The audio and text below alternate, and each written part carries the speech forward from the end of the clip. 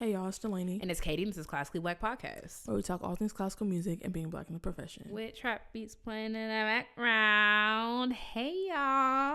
Hello everyone. I just want to revisit something from last week. As you might remember, Katie opened the episode rather dramatically about an idea that she had spent a lengthy amount of time detailing to me, and she said we didn't have time last week to get into it, and I made a note in my notes right here, as you can see. I don't even know what you're talking about. Your cat idea? My cat idea? You know what I'm talking about. No, I genuinely don't.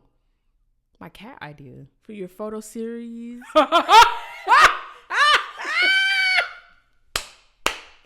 It's a good idea. It's not safe for work, but it's a good... No, that's a good idea. You're not seeing the vision. Y'all don't be hearing me. So let's hear you right now. It's not safe for work, y'all. Well, maybe that's a Patreon Classically Black After Dark.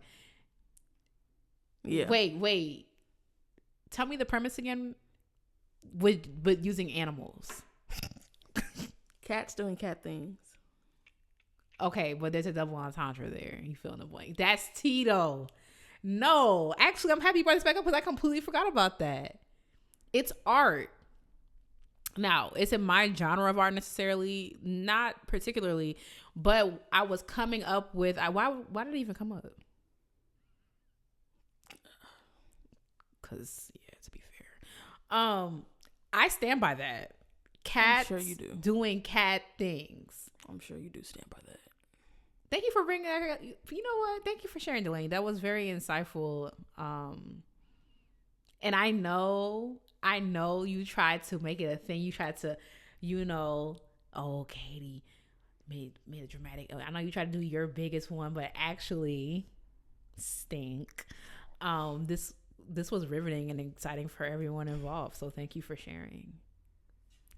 All right, so let's get into the episode. Let's get into the news this week because I be having good. I've been struggling with Dalanie this week because she don't be cool. She be writing stuff down that I say little harmless things is written down. Because if we get into the list. Okay, some stuff do be wild. From sea to shining sea. Okay. You wrote that down? Yes. And what you said the other night? Talking about last night? Yes. Yeah, that was a little wild. See? The one about okay, yeah, the first one I said was wrong. I shouldn't have said. Well, the second thing I said, oh wait, I forgot the second thing I said. They was both wrong. But one was less wrong. So let me know if whoever pledges $1,000 on Patreon gets the full list. No, I'm just kidding. It's hearsay. It's all hearsay though. No one's gonna believe that I said. No one's gonna believe sweet innocent Katie said that stuff. Well, you know that there's a voice recording on there too. Yes. Wait, we gonna look at the laws of California because I don't know if you're allowed to. You sent it to me, to my phone. I wasn't just recording like a conversation we was having. It was like a voice note. How much you want that? I'm sure there's a law against that. You sent me the voice note to my phone. I just screen recorded it because I was like, you know what? I can't let this get lost in the conversation. You got to play it for me, of course, off camera. Because I'm curious. What was it about? You can't say. No, I cannot say. Oh shoot! I cannot say. Oh shoot! Good for me. I be turned up sometimes. Sometimes you got to say the thing. Let's see. Y'all see what we going through. You're having a great time. We be having a great time. They be dragging it.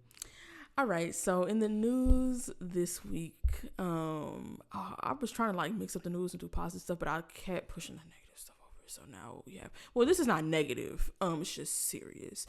Katie A. Bergloff, hopefully I'm saying her name right, who's a horn player, injury consultant, and a music educator, has launched a GoFundMe campaign that supports musicians who have been victims of sexual harassment in the industry.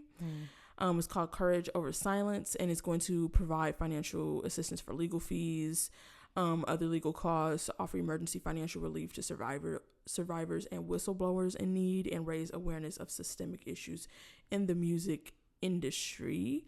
It also helps musicians establish connections with people who would like to collaborate them or build nonprofits or coalitions to focus on safety practices, policies, and procedures around harassment and support for people who have been victimized, including a standardization of guidelines across the industry for dealing with this sort of thing.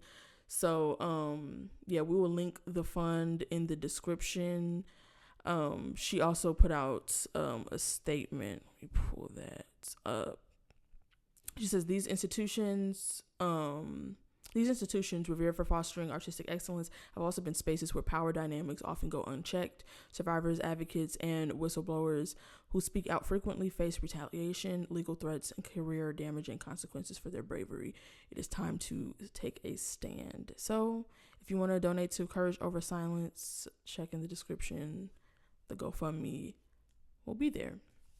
Because I feel like we had so many stories last year. Yeah. Stuff on that dude under the table with it. Oh my God, he was under the table with it. They packed him up quick though. I feel like I Googled him a couple weeks ago. I was like, dang, he died?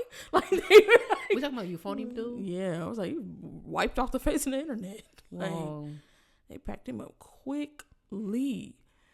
In other news, New York's Syracuse Opera has filed for bankruptcy. This happens right before the new year, but I think, I'll be balancing out the episodes with stuff, and so I didn't get to it. But they filed for bankruptcy, saying they were having financial difficulties and post-COVID challenges, including waning audience numbers.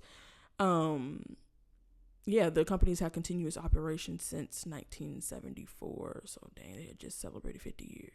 Dang. 50 years. In November of 2023, they canceled the remainder of their 2023-24 season and furloughed their staff. It says ticket sales had dropped between 40 and 60% during the pandemic. So it seems like they have been struggling a lot to recover their audience. I wonder where people are with that sort of thing. But are you well, I feel like I already know the answer to this, but the people at home don't. I found myself being like, I don't want to do that online stuff.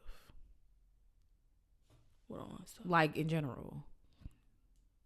So I'm surprised numbers haven't recovered, because I feel like a lot of people are exhausted about being online. Mm-hmm. And like I find myself being like I'm taking a class at UCB, Upper Citizens Brigade right now, and the only reason why I'm online is I was trying to get out of the one-on-one class. They were very strict. I said, girl, I spent 6 classes writing sketch. I don't need, but fine. But I was going back and forth with them, just trying to see if I could get out of it, and they were like, no, you have to take. And in doing that, the in-person class filled up, so I'm on the online class, which is fine. Like I'm learning whatever, but I was like, dang, like I don't want to be on. Like I want to be in person. Like I find myself saying that. Like, have you said that for yourself? Because I'm wondering, like, how come it's now, not to victim blame, of course, but it's like 4 years after the pandemic. Like, why haven't you recovered your audiences? Like, people want to go in person. Probably less people are just going in general. I think that, like, especially how the financial impact of the pandemic and stuff, like, it's probably a lot of people cut out stuff like this.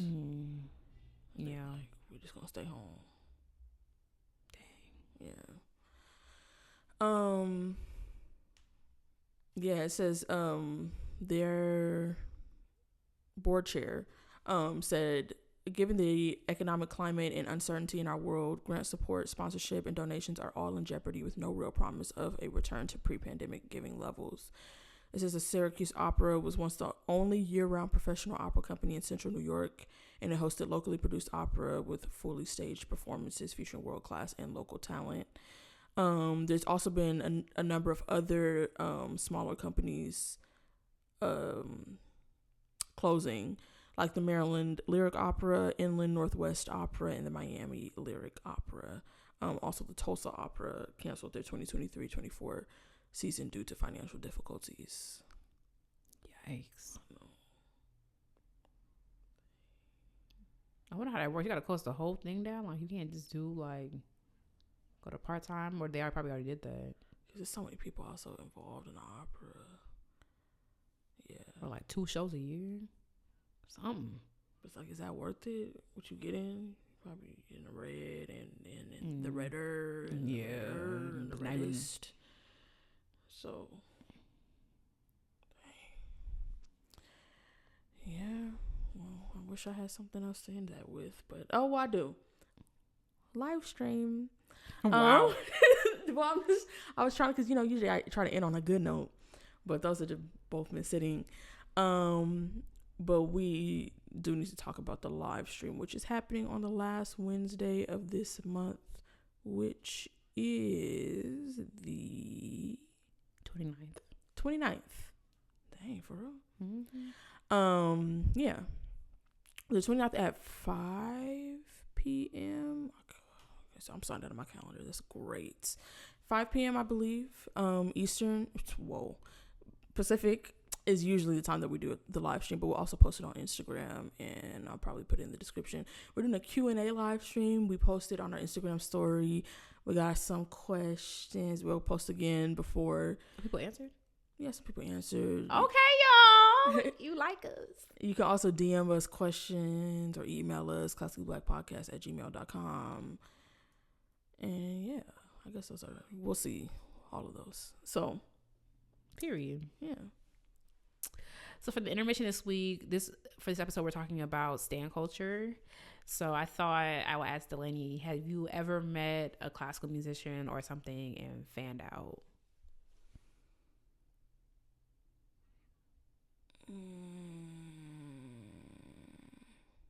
I forgot she was going to ask me this. I mean, unless my memory is failing me, which is not far-fetched. The closest one I could think of is, Joe Conyers. We'd be going. Oh, we be fanning out over Joe. Oh, we do fan out over Joe.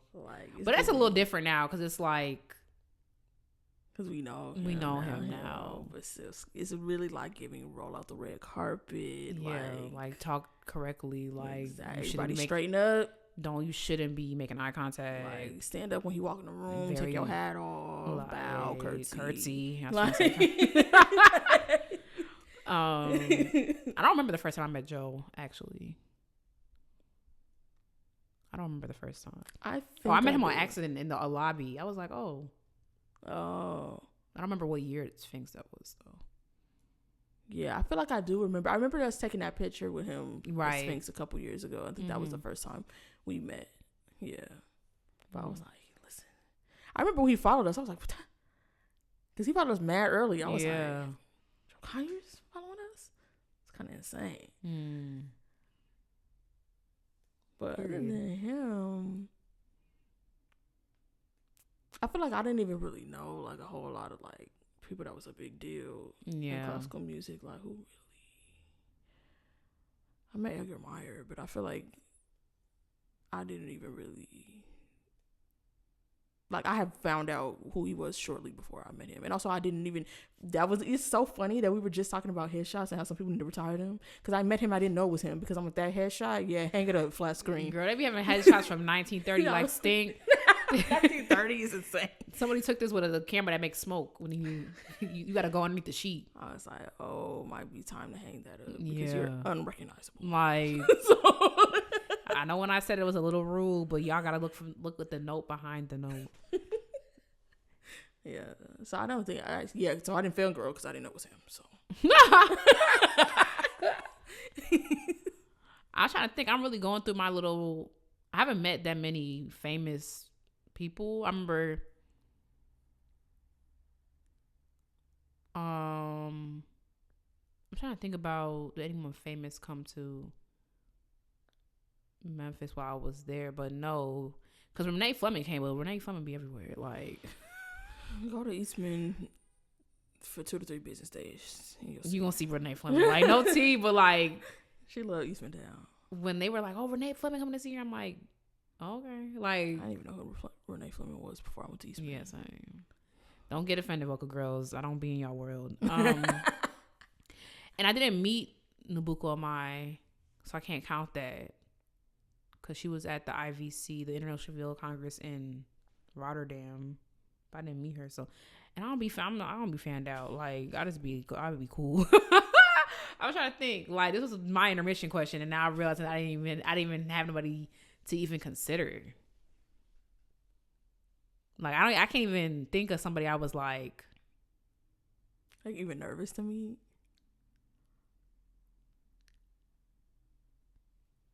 Maybe George, because I was so desperate to go to Eastman. I was like, girl, I'm coming to the school, so you either enroll me or I'm coming. So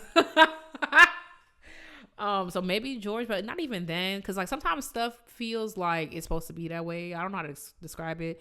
Like somebody, this is a little like I feel arrogant saying it, but somebody asked me a couple months ago, like, oh, like, how are you adjusting to LA? Like, da-da-da. I feel like this is my city. I feel like, yeah, it feels regular. Like, I felt like a fish out of water, and sometimes in Memphis, I feel like, obviously, I wasn't born here. Like, Chicago to the day I die, like, period. Like, shout out to 773, like, period. Like, but like, I feel at home here. So the same way, like, I was a little nervous to meet Joe. I was nervous to play for him for the first time, but I wasn't like, oh my God, like, what if he doesn't like me? Like, so no, I can't.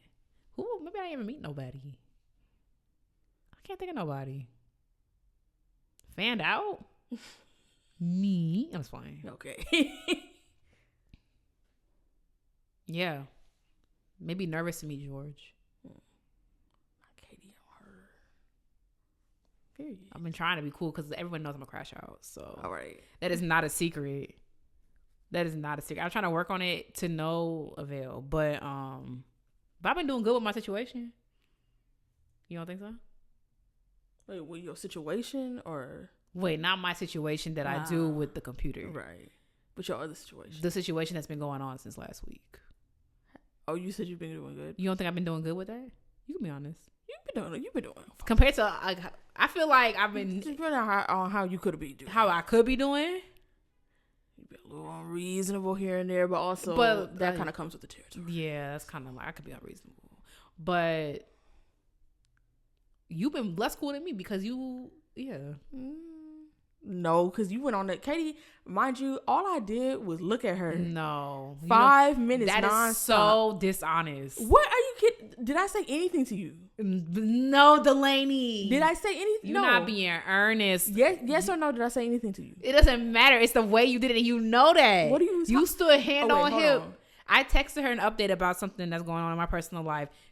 She stood hand on hip, staring at me. So, like I just said, all I did was look at you. Did I not look at you?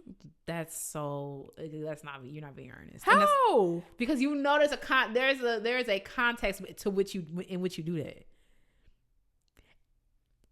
I did look at you. I'm not saying, oh, what you want me to say?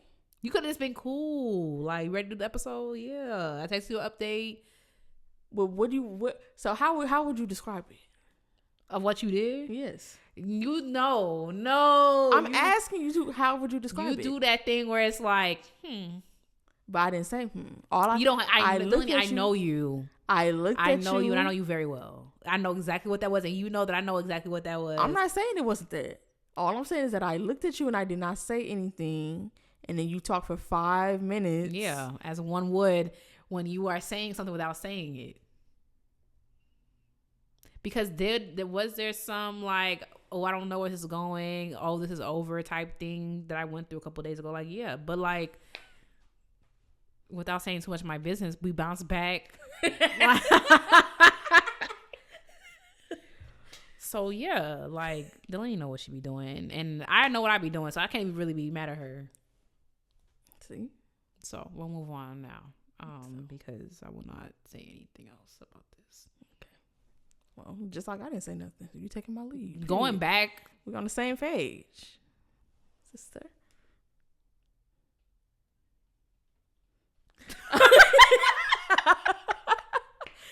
All right. Getting into the topic. Thank God. Yep. Not the TikTok sound. Oh, my Shayla. She's back. Yeah. She was crashing out. Oh, I was crashing out for real bad, actually. That was like, I was like, maybe I am addicted to this app. Because when I texted Aurora, I thought it was back on. I had tears in my eyes. Like, I didn't even realize, like, I was like, this is so pathetic. Like, my Sunday morning was so sad. I went on Red Note. I was on Instagram for a little bit, didn't laugh once. Went on Pinterest, had to re-upload that. And I was like, I guess I'll read a book. And then my friend, Nikki called me. And I was like, oh my God, my Shayla gone. She's like, it's back. I said, don't play. Don't play. And I got two little tears in the corner of my eye when I opened my app back up and I saw my girl, Sevda, in the UK. And I texted Aurora. I said, we are so back. It was a harrowing morning, but we made it through. And I'm just so grateful. I want to thank everyone involved except for the knuckle-dragging lunatics that are in charge of this country. But I want to thank T-Mobile. I want to thank AT&T. I want to thank Nikki for telling me that we're back on. And I want to thank the 1,700 people that I follow who make my For You page my For You page. Thank you.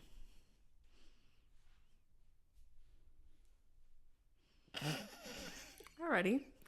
Well, that's something that you stand, I guess. TikTok. Oh.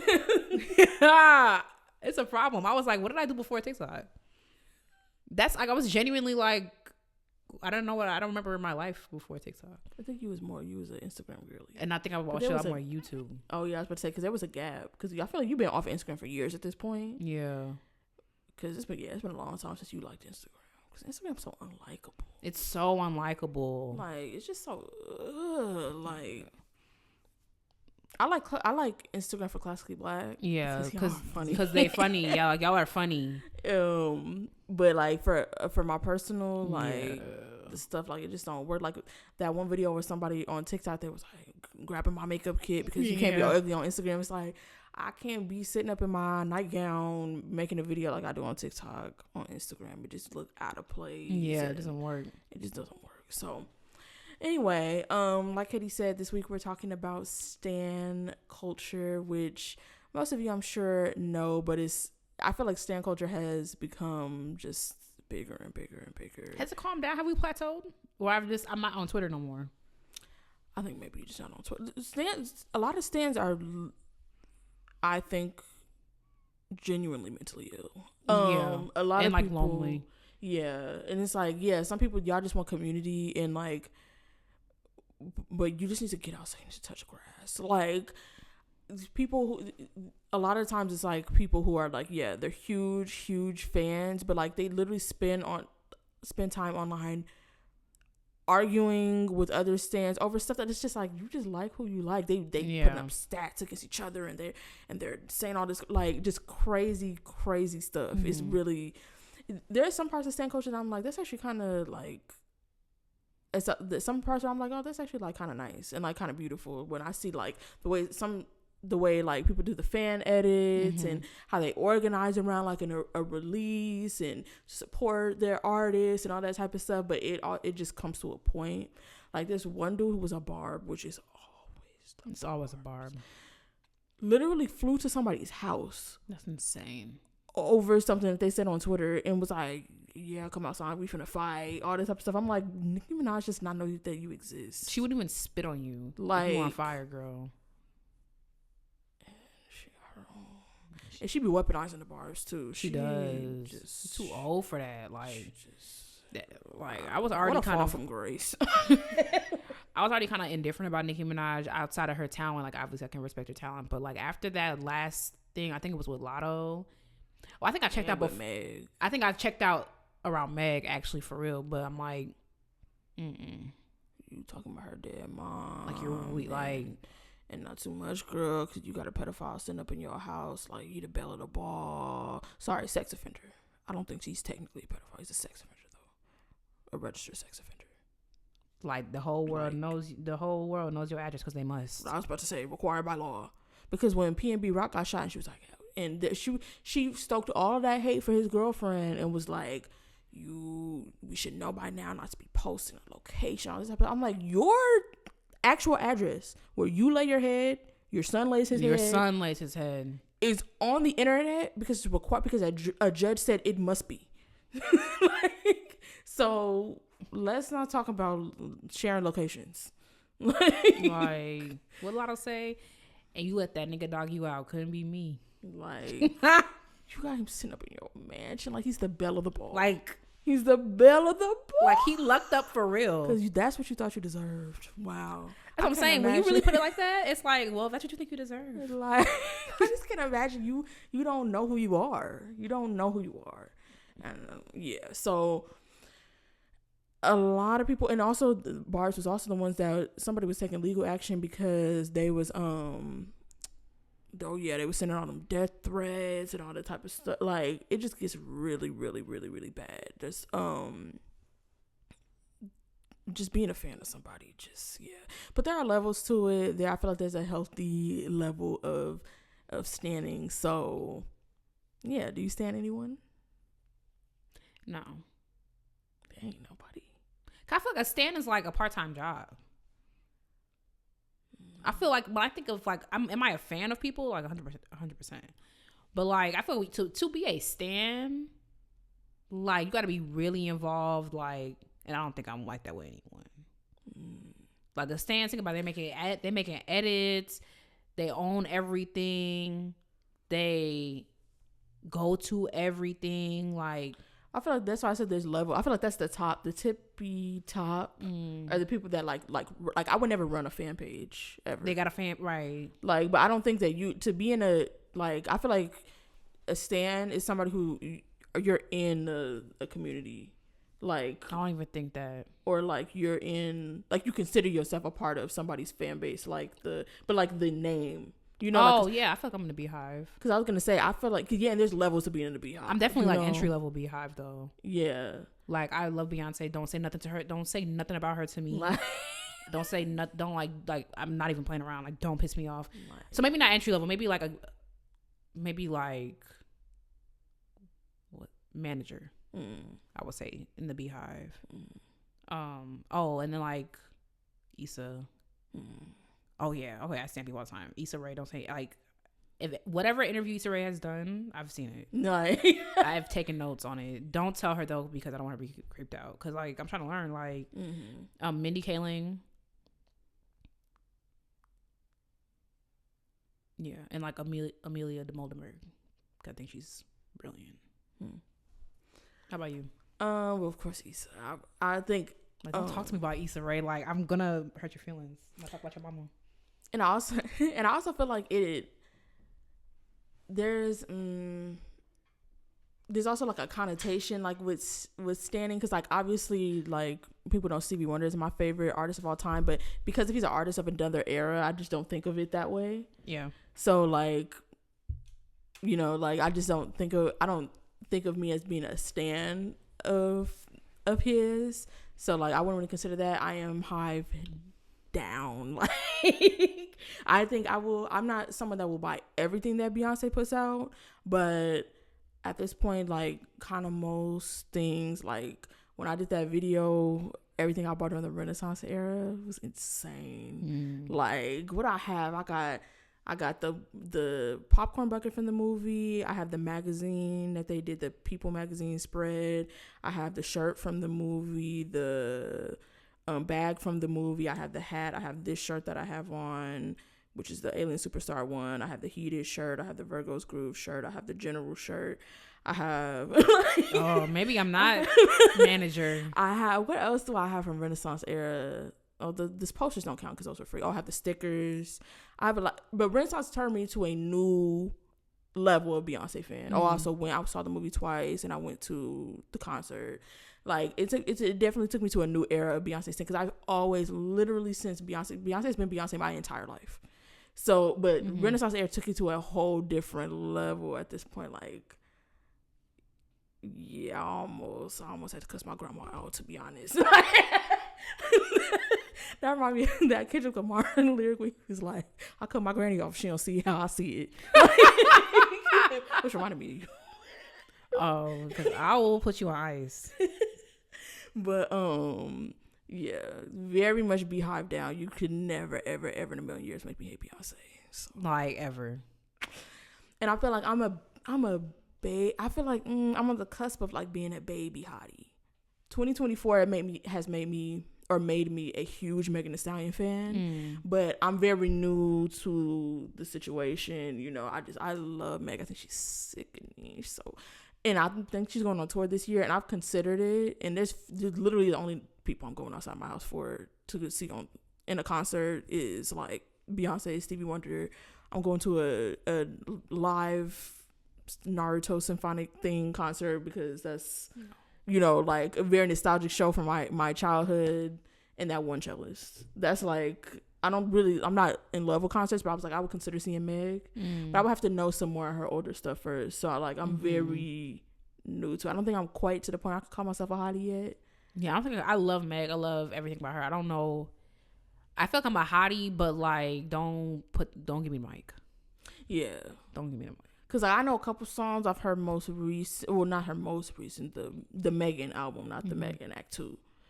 Although I know Bigger in Texas song. I love that song. But yeah, I would have to, in order for me to spend money to go see her, cause I also think that Meg, like from the videos I've seen, is a good performer. She puts a lot of effort in that type of thing. So by the time she goes on tour, if it's financially plausible and I know more of her stuff, that I might go see her.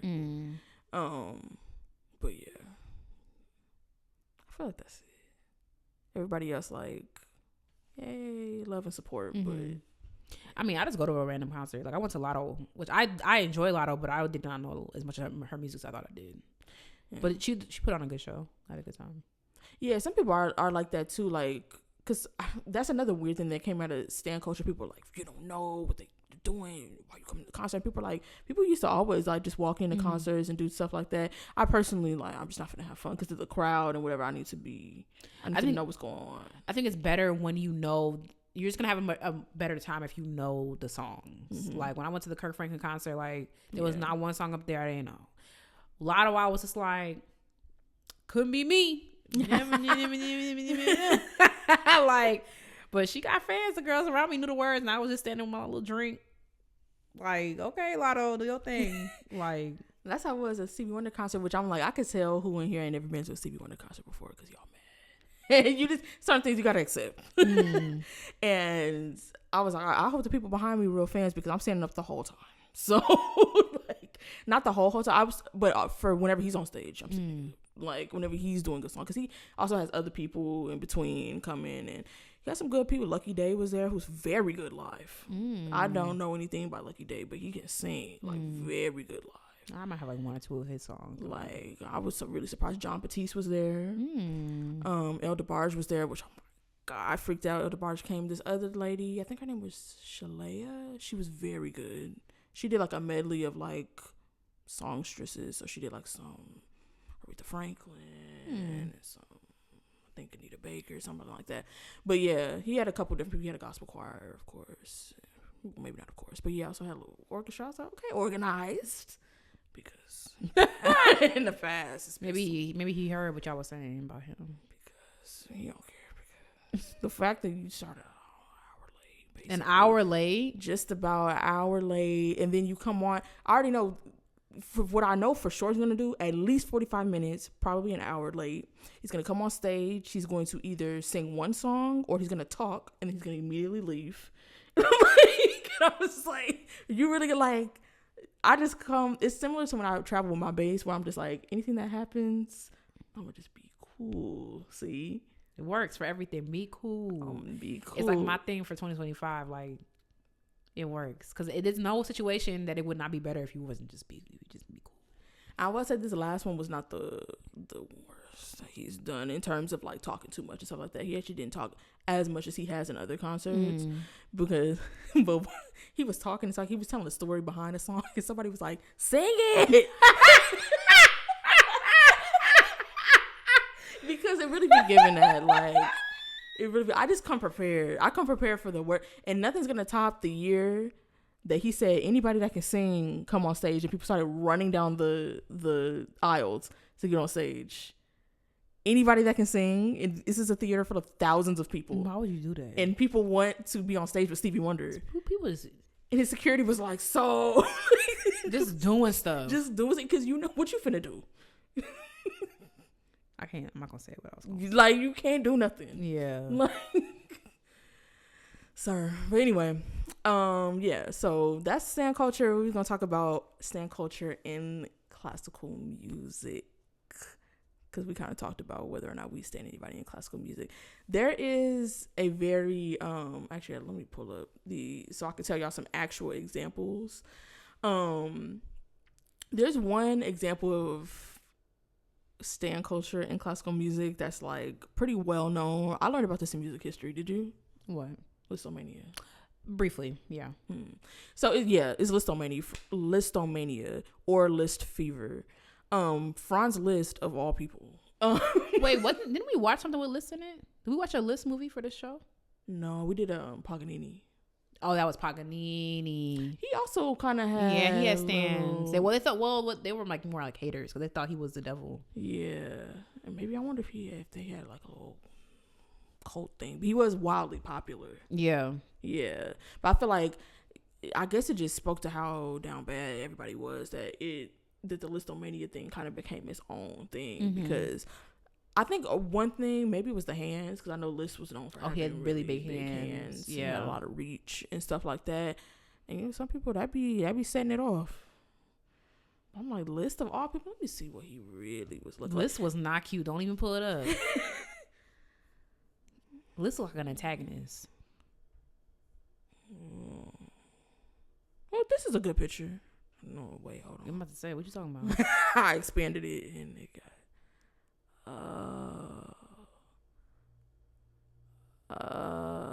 So I can't really. What this? No, I don't. I'm trying to make it work. But it's Liszt look like he could play Ebenezer Scrooge. This one's from further away and it's blurry. Oh, it cleared up. Yeah, I see what you mean. Yeah, especially when he got older. Oh yeah, the older pictures I didn't even click on none of those because I could already see. And those are like photographs. We ain't talking about who drew it.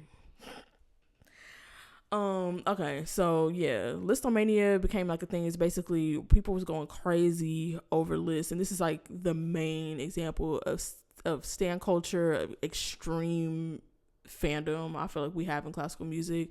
So I'm just give y'all a couple of examples. Like crazy stuff. Like, what do you mean? The only thing they ain't do was take his panties, did they? I'm sure maybe somebody did. It says Listomania was characterized by hysterical reaction to Liszt and his concerts. Apparently people were like described the mood as a mystical ecstasy, which that's so crazy. You know what that reminds me of? When we was reading Bel Canto. Oh, remember when she was singing and I'm like, you are literally a hostage. You have much bigger problems. Bel Canto Bel Canto crazy because y'all in there rubbing titties together while y'all not, because some of you playing freaking Prelude #1. Like, you imagine you playing your viola and dude like, you start hearing moaning. I guess viola not really a sexy instrument. All right now. You think it is? No, viola not sexy. Cello sexy. I could see that. Cello could be sexy. It could be. I feel like I have a hard time Which finding instrument any string instrument sexy. Which instrument sexy? Like, when you really think about them too hard, like, none of them are. Well, I was gonna say it would be hard for me. Sorry, the flute girls get so sensitive. That wasn't a dig, y'all. Relax. I was gonna say I would find it hard to find anybody playing classical music. Sorry, but jazz I could see, only because Oh, because that situation. No, that one dude that I think is fine. Oh, do you remember what? I'm not gonna bring that back up for you. I know exactly what you. I know exactly what you was about to say. That was insane. Yeah, I know exactly what you're about to say. But which I knew it was. Never mind. But I could see you seeing somebody like. I mean, I think there already has to be an attraction. It's not the instrument. It's not the instrument. But it's seeing somebody in their element. And they doing it well. Yeah, it's more of that. But I can't imagine, like, ooh, he playing the viola looking so fun. Like, that don't even sound right. Like that don't even sound right. When my man pick up that flugelhorn, I'd be like, yeah, put it on me. And the way he tuned that oboe, oh my gosh. Oh my God, you see the reeds he made for his bassoon? Like, I could see, like, if you were dating, like, a jazz musician, like. Percussion is sexy. It's a little bit more like you could be mysterious, like you just. Triangle. Oh. Never mind. Maybe timpani. It's just so hard for me to associate with orchestra. I'm just like, I just know how y'all be. I feel like the best bet for me is cello. And as we talked about last week, composer.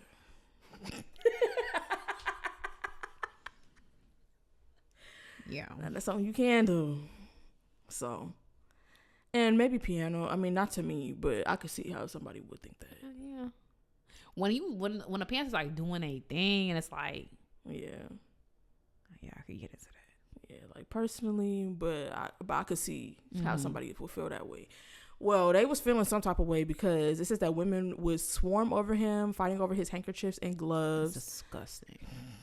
They would. I mean, people. That's something that, like, one of the things about Listomania is, like, some of it is interesting because it was for classical music, but, like, people do this kind of stuff for, like, pop stars and stuff now. Like, I've seen Beyonce throw her handkerchief in the thing, which let her down. I don't want her sweaty. Not like, want your sweaty. I don't want it. Like, just sign something for me, girl. Like, just be regular. Like, let's just be cool. Let's just, like, I don't need your sweat. Like, I'm sorry. Like, but yeah, they was fighting over his handkerchiefs and his gloves.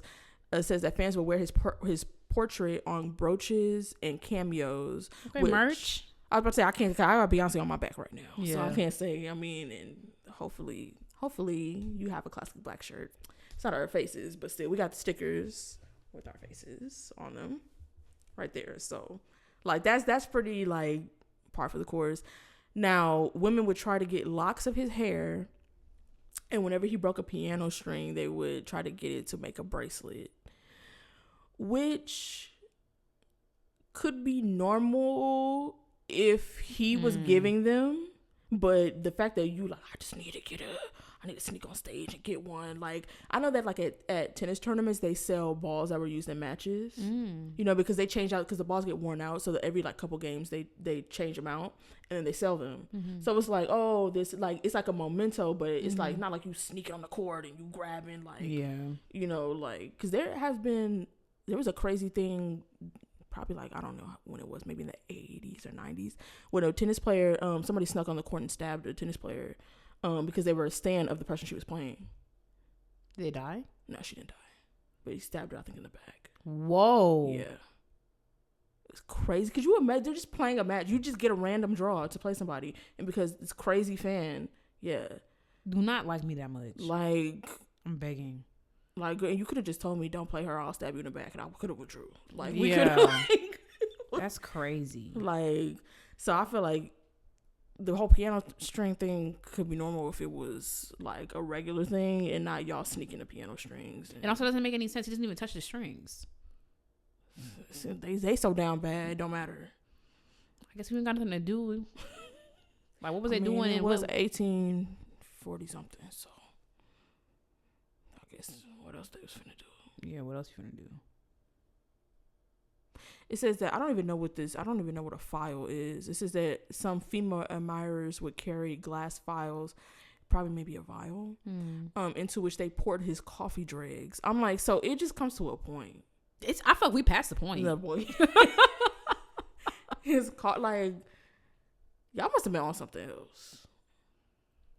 Girl. It's nobody that fine, nobody that talented. Especially not Liz. Like, it just never gave but that. All them fumes and smells probably get into their heads. Like, Like, I cannot imagine what he could possibly be doing on that stage to warrant this. They say he was putting that working on that piano. Maybe they never seen nothing like that before. They never seen playing like that. I guess. So maybe that's what it was. Because we've seen so much now that it's like, yeah, you can be amazed, you can be, oh my gosh, like, but they never seen so nothing like that. Yeah. They was like, oh, he is putting it down. Like seeing color TV for the first time. Right. Like, sliced bread. Yeah. Fireworks or like something crazy like that. Look how the girls went up for fire. Yeah. Like, you've been on this earth. You don't even know how you got here. You don't know what time it is. You don't know that there is time. And something catches on fire. Because when they made the piano and before, the keyboard instruments can only play one dynamic, and now it's piano forte. So like, he playing soft and loud, like, and he playing fast, and he playing like. And they thought he was fine. And he got his hair flipping all over the place. He got big hands, and they all locked up in they rooms, not allowed to talk to nobody. Yeah. And now they see him. They like, what them hands do? Damn, I hope I'm never starving that bad. God, over a man. I could never. A man can't impress me that much. Mania? A man has never impressed me. I can't think of. I'm trying to think of like what. I'm trying to think like, is there a man that's impressed? Like, I was like, that's impressive, man.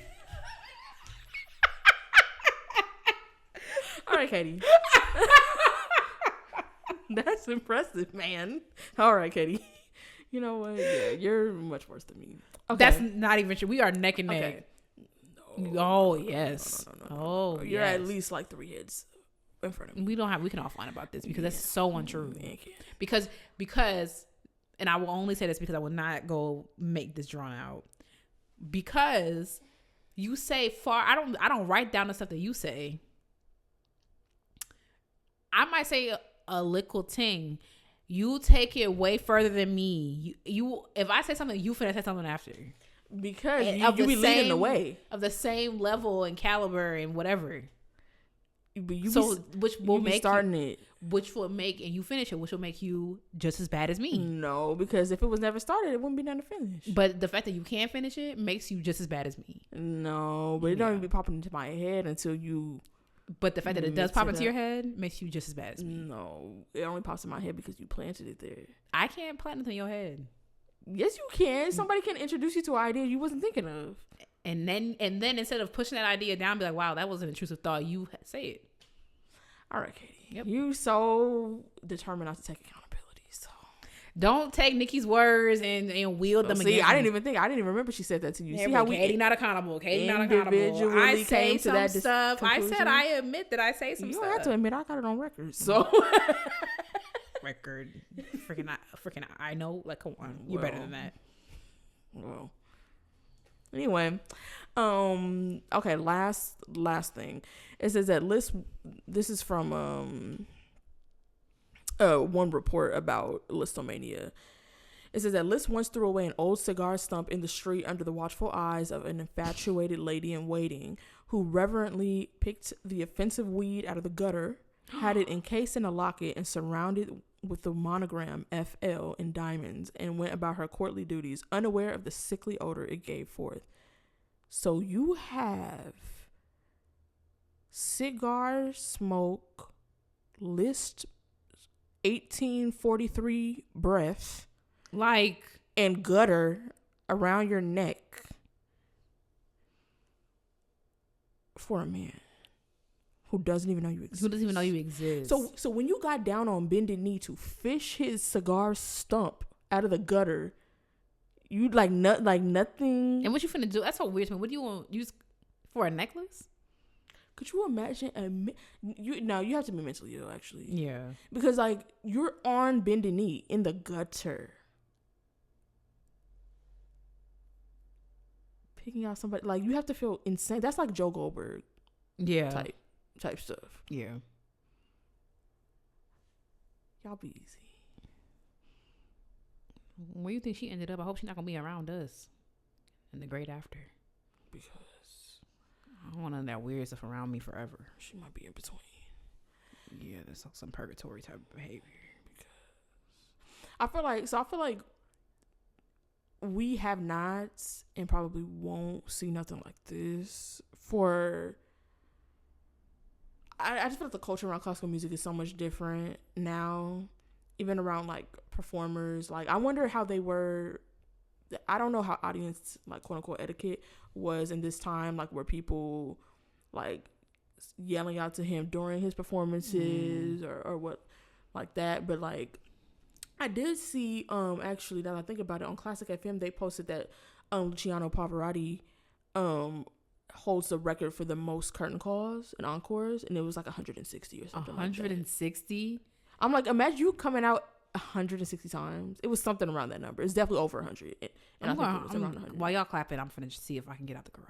Like, I would, like, I don't even at this point. I'm not even staying for one. Okay. No, because sometimes you want them to do an encore, so you kind of like bully them. Yeah. Well, I don't think they bully them. I think if they get if they get 2 calls, then they on the second one they come and do an encore. Which, maybe because I'm just not like much of a live music girly. Like, once y'all done, like, I'm good usually, unless it's like Beyonce. But sometimes the encore eats. Who was it? One pianist at MSO. I was like the concert be long enough. Play that again. Some people stand on business because Artina was like, "There is no encore." like, I played what I'm supposed to play. You be blessed though. Like, coming out that, so I guess that's something. I mean, he was also he was wildly loved and popular, but that was also a long time ago too. Not that long ago, but still. And I feel like, I don't know if somebody is going to reach that level of stardom in classical music. Like, I feel like people stand like dead composers now. Like, there are people who have. There's a Beethoven follows me on Twitter and on Blue Sky, but they're not really like a Beethoven stan account. But there are people I feel like that run accounts for their favorite composer, and they'll argue you down about that's weird it and stuff like that. I'm just like, this person is completely dissolved. Like, I don't even think teeth left. Like, they've been dead so long. Like, I'm scaring the hoes for real. I feel like that's like the closest thing that we have, and those people do be kind of aggressive because they so invested in the canon and so invested. A lot of times it comes with like elitist stuff about being the greatest composer and all that type of stuff. Girl. But I feel like stand culture and classical music. Like, you brought up Toussaint. They had stands. Yeah, they have like fan pages and all that type of stuff, which I was devastated. Yeah, dang. I feel like that's the closest thing, and that's not even like musicians or composers. I mean, they're musicians, but like that's not what the stand was for, right? You know, I think they found community with Toussaint. Yeah. So, I mean, maybe that's what it takes now, because I'm sure Liszt was probably just showing up and playing. Period. So, yeah. Well, let us know your thoughts on stan culture. Who you stan? Put us on. Right. When's the first classically black fan page going up? Don't make one though. Why not? Well, actually, yeah. Do me an edit. But period. Let us know what you think, and we're moving on. All right, y'all, it's time for Black Excellence, where we hype you up, gas you up, and give you your props, because there's room for everyone. At the top this week, I'm talking about Ryan Green. He's lauded by NPR as that's a big word for Elmo. 4 words in, kind of thing. Sartorially, it's like back to back. We're gonna skip that, but he a pianist. He young too. He was born 2006. Began his musical studies at the age of 2. He's a student of Dean and director David Ludwig at the Juilliard School, where he's a proud recipient of the Kovner Fellowship. He's known worldwide for his award-winning single Symbiosis, which has been featured on Tiny Desk programs by NPR's Tiny Desk, NPR's From the Top, and the Philadelphia Orchestra, and Curtis. In the rock style, which orchestra? Sorry, the Joseph Conner Symphony. That was so rude. I'm so sorry. I don't know what I was thinking. I'm only human. In the rock style, he has open concerts for Korn, Rob Zombie, Five Finger Death Punch, and more. Okay. He regularly collaborates with the Juilliard Jazz Department, which is under the direction of Wynton Marsalis, as a violinist. He's worked under the batons of Joseph Conyers and Yannick. Green began studying piano privately at Curtis with Michelle.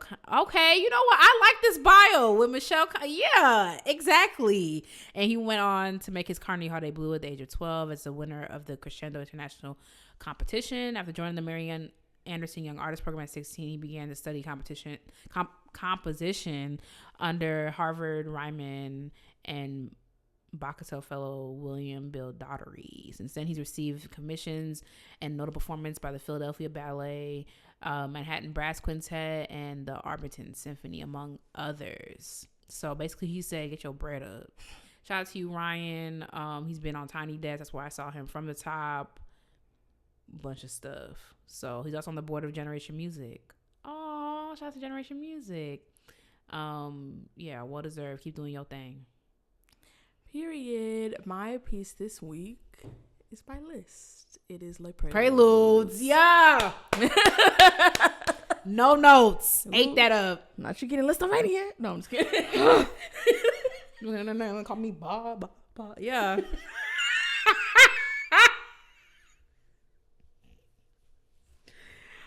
Thank you so much for listening to Classically Black Podcast. Don't forget to follow us on social media at Classically Black Podcast. Join the Ebony Tower. That's patreon.com/Classically Black Podcast. You can follow us on social media at Classically Black Podcast. Said that already. Yeah, thanks for listening. We'll catch y'all next week. Bye, y'all. Toodles.